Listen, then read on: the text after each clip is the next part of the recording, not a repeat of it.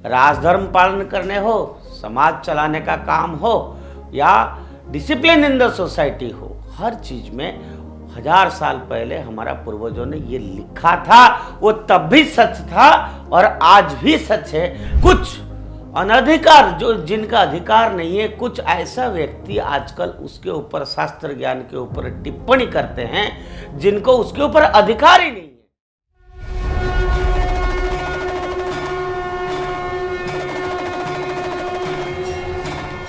नमस्कार मित्रों, उदय India digital में आप सबका स्वागत है। मैं हूं दीपक कुमार रथ। आज भारतीयता का शंखनाद में कुछ ऐसे बातें मैं आपके सामने रखना चाहता हूं जिसको लेके पूरे इंटरसेक्शन में हर पार्टी के नेतागण, खड़गे जी से लेके डॉक्टर सुधांशु त्रिवेदी जी से लेके और राहुल गांधी जी से लेके सारे लोग आज फिर से भारतीय वेद वेदांत शास्त्र और मनुस्मृति ये सबको लेके फिर से चर्चा करने लगे हैं। और ये अपनी आप में एक इम्पोर्टेंट बात है कि चलो देर सही दुरुस्त सही, कम से कम फिर से जो हजारों साल पहले लिखा हुआ शास्त्र को आज हम फिर से पढ़ने लगे हैं, जानने लगे हैं और उसका क्या रिलेवेंस है।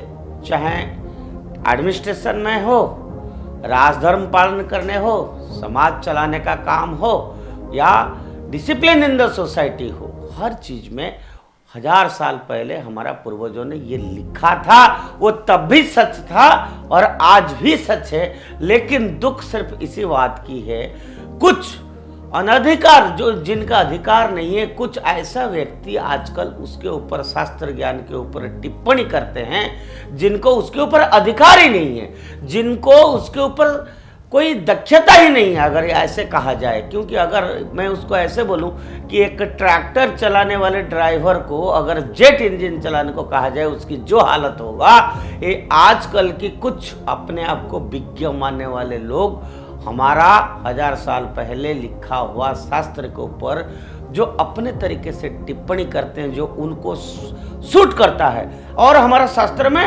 क्या गलतियां हैं उसको ढूंढने में, और वो पढ़ते हैं उसको, वो बड़ा विचित्र है। मित्रों, ये एक बहुत बड़ी मान्यता है। हमारा शास्त्र ने कहा है कि यत्र नार्यस्तु पूज्यन्ते रमन्ते तत्र देवताः। बड़ा फेमस है ये, यानी जहां नारियों की पूजा होती है वहां देवता निवास करते हैं। धृति क्षमा दमस्थयम शौचम इंद्रिय निग्रह धीर्विद्या सत्यम अक्रोधो दशकम धर्म लक्षणम। अर्थात धैर्य, क्षमा, संयम, चोरी ना करना, स्वच्छता, इंद्रियों को बस में रखना, बुद्धि, विद्या, सत्य और क्रोध ना करना धर्म के 10 लक्षण हैं। और यह दोनों श्लोक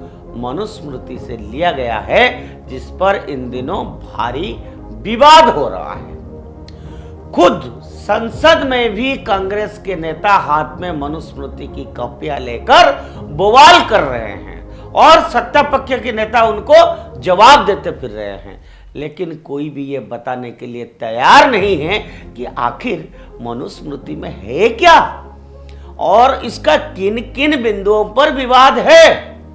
तो हम आपको आज यह बता दें कि मनुस्मृति भारत ही नहीं बल्कि पूरी दुनिया का पहला कानून है जिसमें राजधर्म, नागरिक धर्म आदि का विस्तार से वर्णन है, जिसमें 12 अध्याय है चैप्टर से, जिसमें 2684 श्लोक है।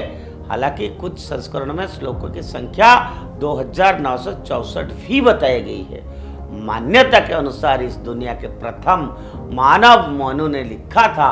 पहले अध्याय में प्रकृति के निर्माण, 4 युगों, 4 वर्णों और उनकी पेशों, ब्राह्मण वर्ग की महानता, ऐसे कई बातें विषय इसमें शामिल है। उसमें कुछ चीज़ें का ऑथेंटिसिटी है, कुछ चीज़ें ऑथेंटिसिटी नहीं है। लेकिन जितना इन्फॉर्मेशन या हमारे पास मिला, सबूत मिला, हम कोशिश किए हैं उसको पेश करके उसके आपको सामने रखने की। और इसका जो दूसरा अध्याय है ब्रह्मचर्य और अपने मालिक की सेवा पर आधारित है। तीसरे अध्याय में शादियों की किस्मों, विवाहों की रीति रिवाज और श्राद्ध यानी पूर्वजों को याद करने का वर्णन भी है। चौथे अध्याय में गृहस्थ धर्म के कर्तव्य क्या है, खाना या नाहे खाने के नियमों और 21 तरह के नरकों का जिक्र है। पांचवें अध्याय में महिलाओं की कर्तव्यों, शुद्धता और अशुद्धता आदि का जिक्र भी है। छठे अध्याय में एक संत और सातवें अध्याय में एक राजा की कर्तव्यों का जिक्र है। आठवां अध्याय अपराध, न्याय, वचन और राजनीतिक मामलों आदि पर बात करता है। नौवें अध्याय में पितृ संपत्ति, 10वें अध्याय में वर्णों की मिश्रण, 11वें अध्याय में पाप कर्म और 12वें अध्याय में 3 गुणों और वेदों की प्रशंसा की है। मान्यता के अनुसार मनुस्मृति को लगभग 4800 साल पहले लिखा गया था। मनुस्मृति की आलोचना ये कहकर की जाती है कि इसमें ब्राह्मणों की श्रेष्ठता दर्शाई गई है, जबकि अन्य वर्णों को उसने नीचे बताया गया है। अब यहीं से विवाद शुरू होता है। दरअसल इसमें समझ को फेर है। मनुस्मृति में ब्राह्मणों की श्रेष्ठता जरूर बताई गई है, लेकिन साथ ही यह भी कहा गया है कि ब्राह्मण वही है जो धर्म का पालन करते हैं और जिन्होंने धर्म के 10 लक्षण जिसके अंदर मौजूद है, अर्थात धृति, क्षमा, दमस्थयम, शोचम, इंद्रिया निग्रह, धीर्धा, सत्यं, अक्रोध, जिसकी व्याख्यान मैंने इस व्याख्यान से शुरू में अभी किया। अब जरा सोचिए, किस व्यक्ति में यह सभी गुण अगर हो तो वह वैसे ही पूज्य हो जाएगा, बल्कि उसे तो मनुष्य के शरीर में ईश्वर का दर्जा दिया जाना चाहिए। मनुस्मृति में कहा कहीं भी ये कहीं नहीं है कि ब्राह्मणत्व का निर्धारण जन्म के आधार पर होता है, बल्कि जन्म के आधार पर जाति और वर्ण की व्यवस्था पर सबसे पहली चोट मनुस्मृति में ही की गई है, क्योंकि इसमें सबके लिए शिक्षा और सबसे शिक्षा ग्रहण करने की बात भी उसमें है। स्त्रियों की पूजा करने की बात इसी में कही गई है और उन्हें संपत्ति का विशेष अधिकार देने जैसे बातें भी उसी में है।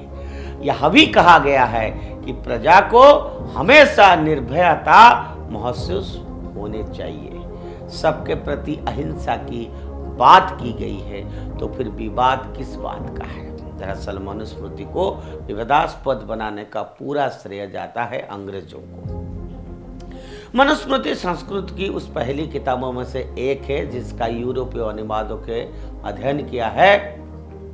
इसका पहला अनुवाद सर विलियम जोन्स ने 1776 में अंग्रेजी में किया था।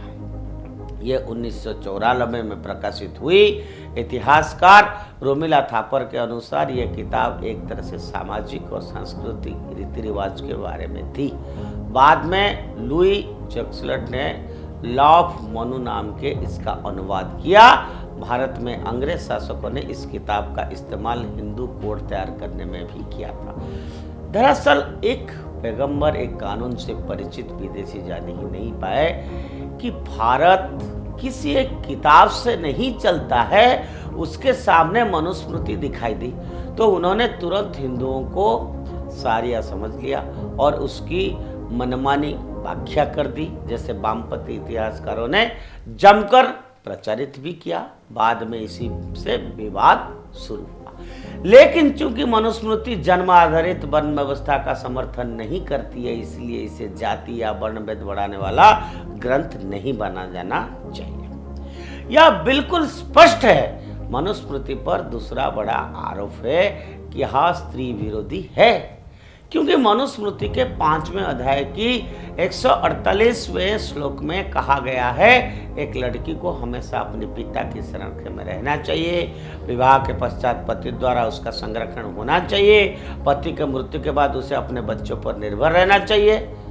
लेकिन किसी भी स्थिति में एक महिला आजाद नहीं हो सकती। वास्तव में ये स्त्रियों की भावुकता और शारीरिक स्थिति के आधार पर दी गई व्यवस्था है। क्योंकि प्राचीन काल में जब युद्ध और संघर्ष का दौर था तब स्त्री होना वास्तव में बेहद असुरक्षित था और इसलिए स्त्रियों को पुरुषों के संरक्षण में रखने की व्यवस्था दी गई है।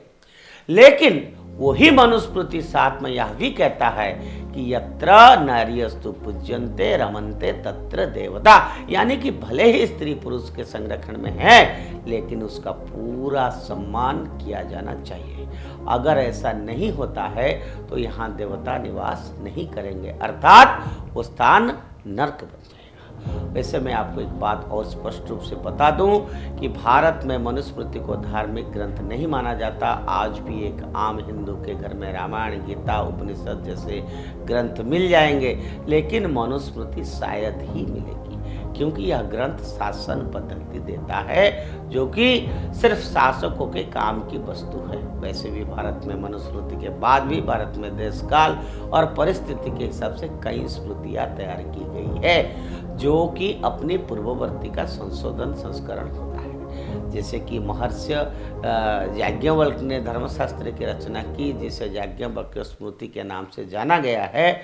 मौर्य काल में आर्य चाणक्य ने अर्थशास्त्र लिखा और अब देश में अंबेडकर जी के संविधान पर चला है। लेकिन आज भी 4800 साल पुरानी मनुस्मृति को लेकर विवाद खड़ा करने की कोशिश जारी है। ये तो राजनीति है, यहाँ सब जायज है, लेकिन मनुस्मृति पर फैले हुए ब्रह्मजाल को दूर करने के लिए उदय इंडिया ने आपके सामने तथ्यपूर्ण ढंग से मनुस्मृति की विवेचना प्रस्तुत करना जरूरी समझा।